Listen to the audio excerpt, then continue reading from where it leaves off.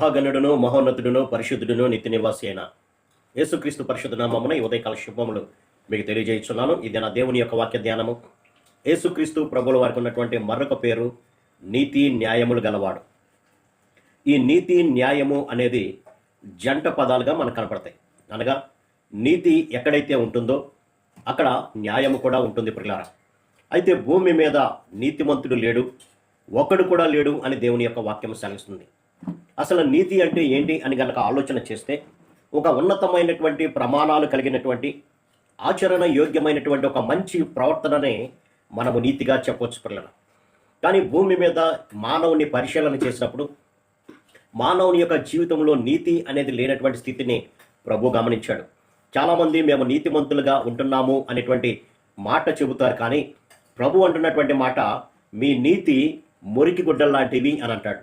కారణం ఏంటంటే మనము కలిగి ఉన్నటువంటి నీతి మన యొక్క క్రియల వల్ల కలిగింది. కాబట్టి క్రియల వలన ఏ మనుషుడు కూడా నీతిమంతుడిగా మార్చబడలేడు అని దేవుని యొక్క వాక్యము సెలవిస్తుంది పిల్లరా. కాబట్టి నీతి అనేది దేవుని వలననే అది మనకు సంక్రమిస్తుంది. పరిశుద్ధమైనటువంటి నీతి, ఎటువంటి పాపము లేనటువంటి, అవినీతి లేనటువంటి నీతి. అందుకనే అబ్రహాముని గురించి వ్రాస్తూ అబ్రహాము దేవుని నమ్మెను, అది అతనికి నీతిగా ఉంచబడెను అనే మాటలు మనం చూడవచ్చు. కాబట్టి ఈ లోకంలో ఏ మానవుణ్ణి గమనించినా నీతి అనేటువంటిది ఏమీ లేనటువంటి స్థితిని మనం చెప్పొచ్చు. అందుకనే రోమాపత్రికలో ప్రభు అంటున్నటువంటి మాట, నీతిమంతుడు లేడు, ఒక్కడు కూడా లేడు, వారి గొంతుగా తెరచినటువంటి సమాధి వలె ఉన్నది, వారి తమ యొక్క నాలుకలతో వారు మోసం చేస్తూ అన్యాయం చేస్తూ ఇతరులను హింసించేటువంటి, ఇతరులని మోసగించేటువంటి స్థితిలో వారు ఉంటున్నారు అని అంటారు. కాబట్టి మనకు నీతి కావాలి అని అంటే అది దేవుని వద్ద నుంచే మనకి లభిస్తుంది పిల్లరా.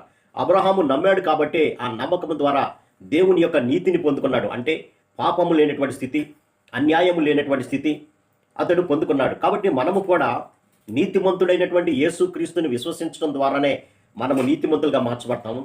ఎప్పుడైతే దేవుని యొక్క నీతి అంటే మంచి ప్రవర్తన, సత్ప్రవర్తన మన జీవితాల్లోకి వస్తాయో అన్యాయము అనేది మన జీవితంలో కనపడదు పిల్లరా. కాబట్టి దేవుడు న్యాయవంతుడు, ఆయన ఏ ఒక్కరికి కూడా అన్యాయం చేసేటువంటి వాడు కాదు పిల్లరా. ఎందుకనంటే దేవుడు ఇతరులు చెప్పినటువంటి మాటను బట్టి కాదు, కానీ తను చూచిన దాన్ని, తను విన్నటువంటి దానిని బట్టే మానవునికి తీర్పు తీర్చేటువంటి న్యాయాధిపతిగా ఆయన కనపడుతున్నాడు పిల్లరా. కాబట్టి ఆయన రాజ్యంలో అవినీతి అనేది ఉండదు, కానీ ఆయన రాజ్యం ఎల్లప్పుడూ కూడా నీతి న్యాయాలతో నిండి ఉండేటువంటి రాజ్యము. ఆ రాజ్యంలోనికి మనం కూడా ప్రవేశించాలి అంటే మన జీవితంలో కూడా నీతి అనేది ఉండాలి.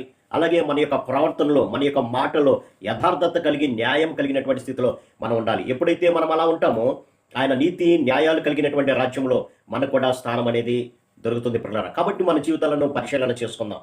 ఎందుకంటే ఆయన యొక్క రాజ్యంలో అవినీతి లేదు, ఆయన రాజ్యంలో అన్యాయం అనేది లేదు.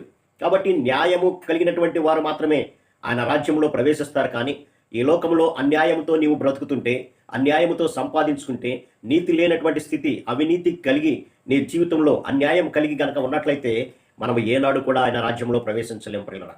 కాబట్టి నీతి న్యాయాలు ఒక దేవుని వద్ద మాత్రమే, అది కూడా యేసుక్రీస్తు ప్రభు వద్ద మాత్రమే మనకు దొరుకుతుంది పిల్లలు. అందుకనే యోహాను మొదటి పత్రిక 3వ అధ్యాయము 7వ వచనాన్ని కనుక మనం గమనిస్తే, చిన్నపిల్లలారా ఎవరిని మిమ్మల్ని మోసపరచనీయకుడి, ఆయన నీతిమంతుడై ఉన్నట్లు నీతిని జరిగించేటువంటి ప్రతి వాడు కూడా నీతిమంతుడవుతాడు అని దేవుని యొక్క వాక్యం సెలవుస్తుంది. కాబట్టి ఈ లోకంలో జీవిస్తున్నటువంటి మనలను ఎవరు కూడా మోసపుచ్చుకోకుండా జాగ్రత్తగా చూసుకోండి అని అంటాడు. ఎవరు మోసం చేస్తారంటే నీతి లేనటువంటి వారు, అన్యాయం చేసేటువంటి వాడు, అనగా సాతాను సంబంధి అయినటువంటి వాడు మనలను కూడా మోసం చేయడానికి ప్రయత్నిస్తూ ఉంటాడు పిల్లరా. కాబట్టి అటువంటి మోసం నుంచి మనం విడుదల పొందాలంటే, లేదంటే ఆ మోసంలో మనం పడిపోకుండా ఉండాలంటే దేవుని యొక్క వాక్యమే మనల్ని నీతివంతమైనటువంటి జీవితము, న్యాయవంతమైనటువంటి జీవితంలోనికి ప్రవేశించేటువంటి భాగ్యాన్ని మనకి ఇస్తుంది పిల్లరా. అలా నడుచుకునేటువంటి భాగ్యాన్ని దేవుని యొక్క వాక్యము మాత్రమే ఇస్తుంది. కాబట్టి మన జీవితాలను ఒకసారి పరిశీలన చేసుకుందాం. ఈ లోకంలో మనం నీతిగా జీవిస్తున్నామా, న్యాయంగా జీవిస్తున్నామా, యథార్థవంతమైనటువంటి జీవితము మన జీవితంలో ఉందా లేదా అనేది పరిశీలన చేసుకోవాలి. యోబు భక్తుడు నీతి కలిగినటువంటి వాడుగా, న్యాయవంతుడిగా ఉన్నాడు. కాబట్టి దేవుని యొక్క కంచె అతని యొక్క కుటుంబానికి వేశాడు పిల్లరా. అలాగే మన జీవితాలు కూడా దేవుని యొక్క కాపుదల, దేవుని యొక్క భద్రత కావాలంటే, అలాగే దేవుని యొక్క రాజ్యంలో చేరాలంటే మనం కూడా నీతి న్యాయాలతో ఈ లోకంలో జీవించాల్సినటువంటి అవసరం ఉంది. కాబట్టి దేవుని యొక్క నీతిని పొందుకొని దేవుని యొక్క న్యాయ ప్రకారం మన జీవితాలను సరిచేసుకొని నడుద్దాం. తద్వారా దేవుడిచ్చేటువంటి రాజ్యంలో చేరదాం. అట్టి కృప పరిశుద్ధాత్మ దేవుడు మనందరికీ దయచేయను గాక. ఆమేన్. ప్రార్థన. సర్వశక్తుడ ప్రేమ గల మా తండ్రి, మా జీవితంలో నీతి న్యాయము లేనప్పుడు నైనా మీరు నీతిమంతుడిగా న్యాయవంతుడికి ఈ లోకమునికి వచ్చి నైనా మిమ్మల్ని నమ్ముట ద్వారా మా జీవితంలోకి నీతిని న్యాయాన్ని దయచేసి తద్వారా మీ రాజ్యంలో ప్రవేశించే గొప్ప ఆధిక్యతను మాకు ఇచ్చారు ప్రభు. అందుని బట్టి మీకు వందనాలు తండ్రి. కాబట్టి మీ రక్తంలో మేము కడగబడి నీతిమంతులుగా మార్చబడి మీ రాజ్యానికి చేరే భాగ్యం ప్రతి బిడ్డకు దయచేయమని యేసు నామమున అడిగి పెట్టుకుంటున్నాం తండ్రి. ఆమేన్. God bless.